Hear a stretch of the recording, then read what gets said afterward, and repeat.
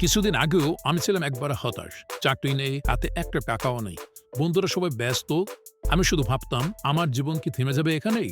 একদিন সোশ্যাল মিডিয়ায় দেখলাম ওয়েবসাইট ডেভেলপমেন্টের কাজ শিখে অনলাইন থেকে ইনকাম। প্রথম বিশ্বাস করতে পারিনি, কিন্তু ভিতরে একটা কৌতূহল কাজ করেছিল, আদম্য ইচ্ছাশক্তি। তাই ঠিক করলাম, যাই হোক আমি ওয়েবসাইট ডেভেলপমেন্ট শিখব।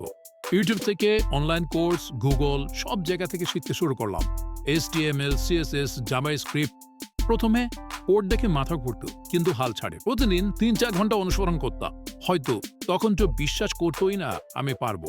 ৬ মাসে প্রথম ফ্রিল্যান্স প্রজেক্ট পেলাম, একটা ছোট্ট ব্যবসার ওয়েবসাইট। ডেলিভারি করার পর পেমেন্ট এলো। একা হাতে পেয়ে মনে হলো এটাই আমার জীবনের টার্নিং পয়েন্ট।